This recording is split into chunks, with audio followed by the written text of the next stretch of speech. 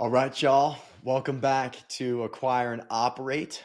We are acquiring and operating a portfolio of micro SaaS companies, and we are doing so for the love of the game. You got Kale here jumping in with an operating concept for this week, and we are going to be exploring buyout operating models for value creation.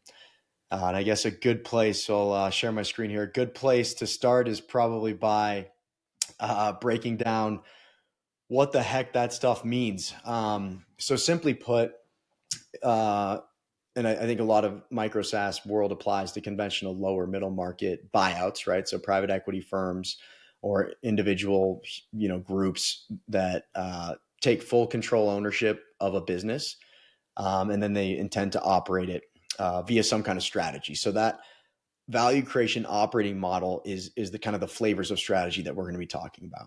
So what do they do to make a company more valuable after they acquire it, and less kind of the tactics. It's more like how do they utilize and deploy resources in an optimal manner. So we'll talk about some examples here. It's basically like, what does their team look like? Right? What does their team look like that they install, whether it's internal, external, the different roles, but who are they bringing to the equation to make these companies more valuable and execute on the investment thesis? So table of contents wise, we're going to jump into the resource concept, and then I put together kind of a simple table to, I guess, concisely and cohesively pull together kind of the landscape with some simple, attributes that we can use to compare the different operating models. And then we'll go into a definition of each model, and then we'll do a detailed description of the dimensions that differentiate each model. And then, of course, we'll wrap with an application. So it's like, cool, this is great, this is interesting. How the hell do I make use of it? So here we'll start with this table, and I'll bounce in a little bit.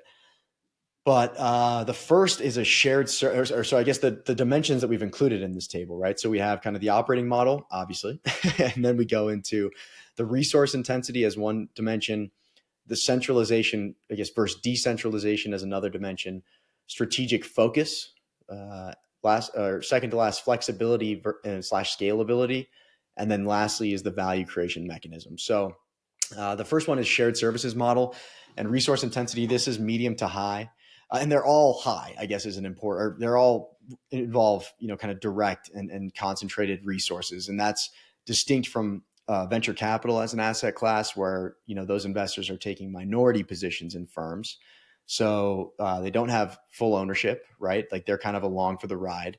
And in those settings, it's a lot about the VC bringing kind of their network to bear to help with hiring, to help with design, and I guess in the same spirit, creating kind of socialization mechanisms across their portfolio so that all of the directors of marketing can collaborate, all of the CEOs can collaborate, of course.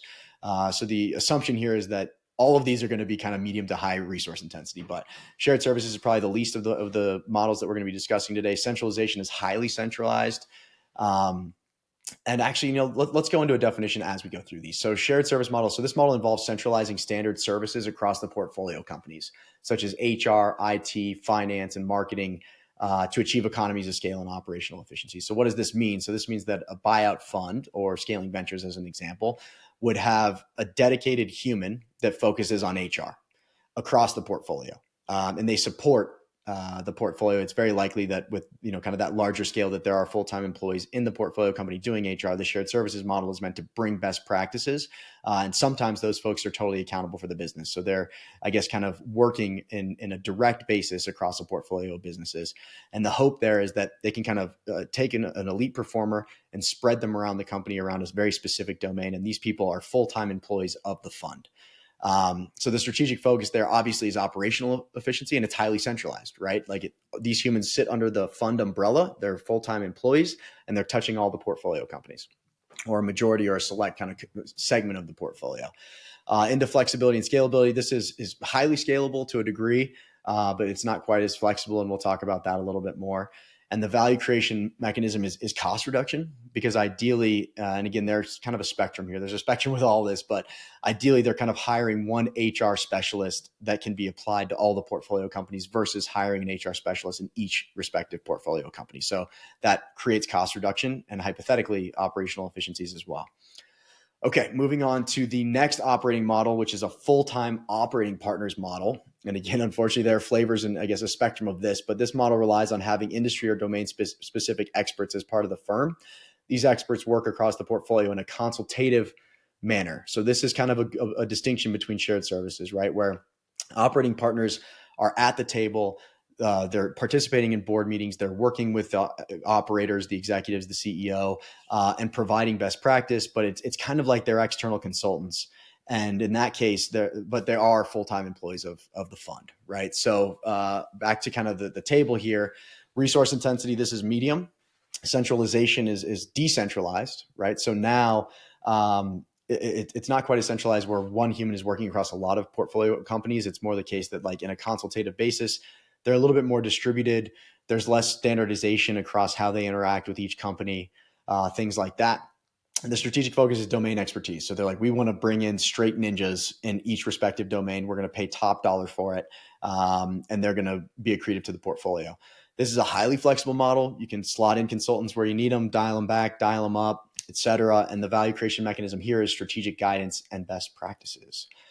Okay, last one that we're going to be looking at is a full-time CEO with external expert network model. So in this model, the buyout firm places a full-time CEO. And we'll talk about this because like in a buyout circumstance, especially in micro SaaS, and we'll definitely dive into this, a core assumption is that the CEO is going to, of the seller, right? The CEO of the micro SaaS firm you're acquiring is going to transition out of the business. Like they're motivated to sell the business and move on to another project or whatever their motivation might be, retire, ride into the sunset, whatever it might be.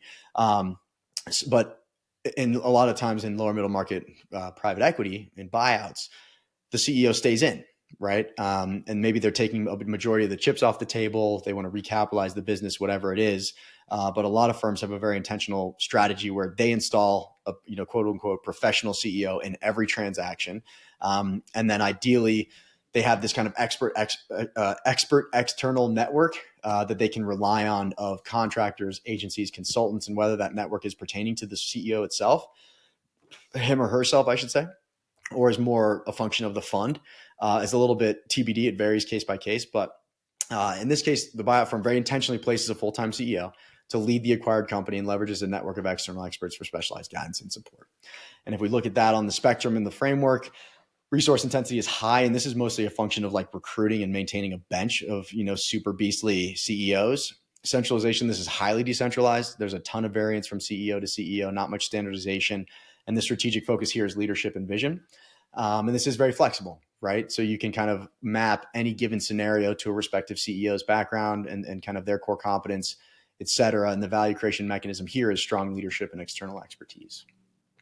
So I guess in terms of resourcing, right, and this table is stack ranked based on resource intensity. I thought that was probably the most rational way to do it.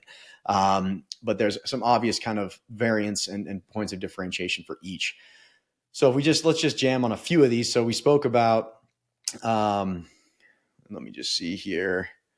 Actually, I should have resource intensity at the start, but so centralization, so shared services models, highly centralized, and the whole hope there is to leverage economies of scale, right? So they're pooling resources in the firm and then distributing and spreading them around into the portfolio the best that they can. Full-time operating partners is a little bit more decentralized, right? Like the experts are providing guidance on a consultative basis. There's a lot of variance in who those experts are. There's a lot of variance in what their respective engagements are, which with the any kind of given portfolio company. And then lastly is the full-time CEO, which is like obviously very decentralized. It is like we were hanging it all on the CEO basically and their execution. In terms of strategic focus, I won't say, well, I guess we can rattle through these quick, but I mean, operational efficiency is what shared service is all about. Operating partners is all about domain expertise. And then a CEO is all about relying on a leader, a CEO, the most important position in the business, to get it done and to bring a network to the table. We elaborated a lot on resource intensity, so I'll skip over that one.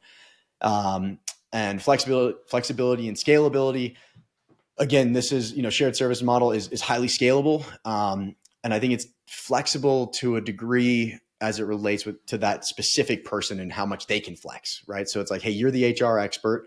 We, I guess, understand your expertise to cover this surface area. They can kind of flex that up and down, but it's very rare that person is going to flex laterally or take on something that's kind of outside their wheelhouse. Whereas a full-time operating partner model, like they'll come to the table and it's very bespoke based on the portfolio company. So that one's highly flexible and it can scale, I guess, to the extent of that operating partner's capacity or the operating partner capacity as a whole. And then lastly, the CEO. And again, this one's very flexible, right? Because the CEO is like, I'm in the context of a very specific portfolio company. I'm not switching context or switching channels across portfolio companies. This one portfolio company is my thing and I'm fixated on it. But that doesn't scale great, unfortunately, right? Because the time intensity and the focus creates the space for performance. So you got to be really careful how much you scale these folks. But it starts to get interesting in Micro SaaS. As a quick teaser, and then I'll skip over the value creation mechanism. I think that's kind of implied here. So I think, the obvious, and just to talk through applications now. So we've got the framework. We have a general way to think about these operating models for value creation. How the hell do we make use of this? And so I think the first one, or the most obvious, is like figure out which model fits you best. Given your context, what fits you best. And I think what's interesting too is if you kind of identify your role, are you more of like, are you on the side of financial sponsor? Like you're getting the Micro SaaS acquisition done, you're capitalizing it, you're raising money, you're structuring the deal, which I think is probably less common in Micro SaaS. It's more the case that like we do the deals as a means to operate the businesses.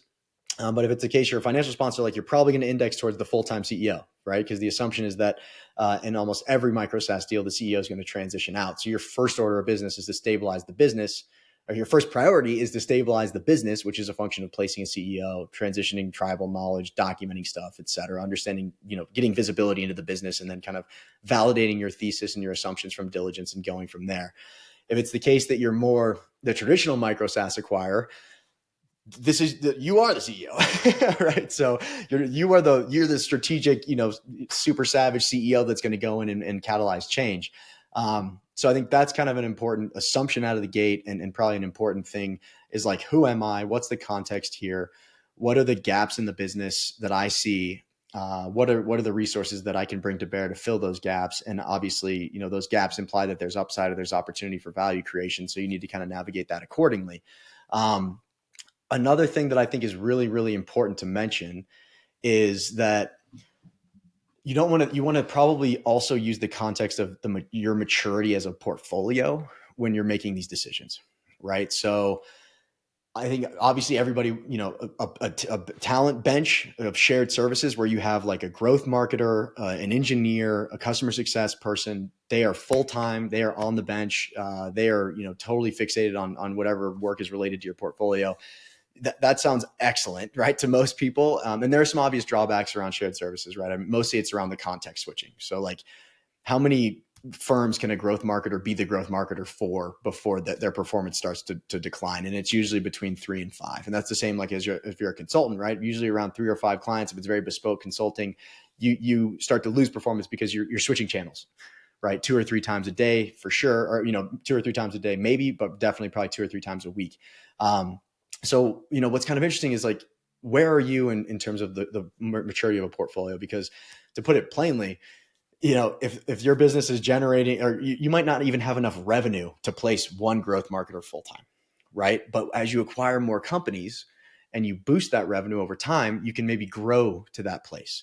So at the beginning, it's like, hey, and what's probably the most common in our world is you start by working with a contractor. Hey, I need 30 hours a month for growth marketing, type activities. Cool. You can afford that. And that's going to give you leverage as the CEO and kind of the main operator.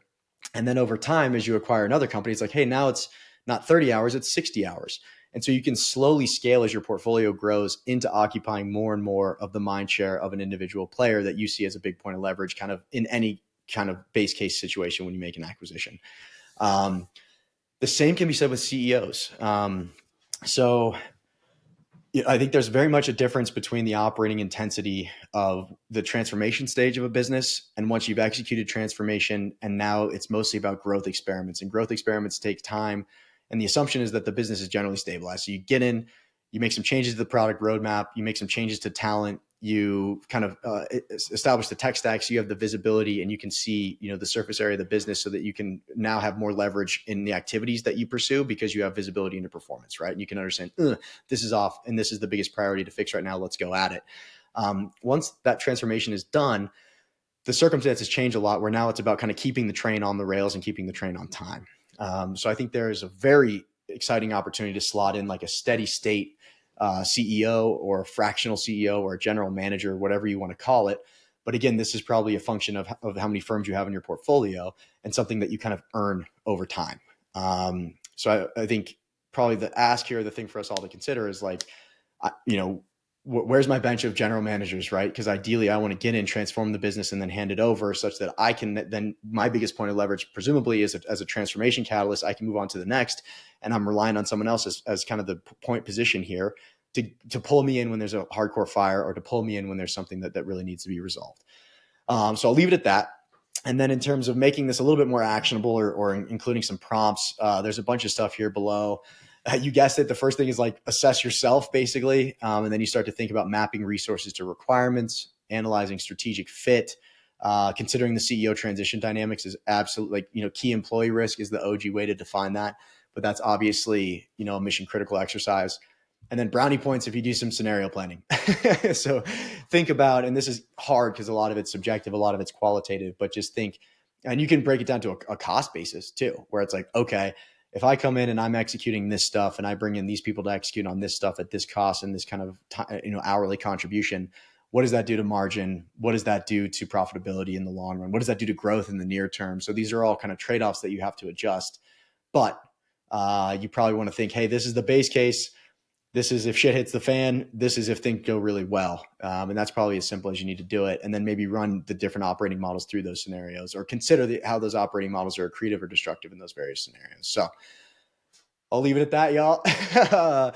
Operating concept for the day. Signing off. You got Kale here. Much love to everybody. And hopefully this is super useful. If you got any feedback, holler. If this was useful, spread it around, share it to some peeps. The hope here is to be as useful as humanly possible. So much love. See you next time for the love of the game.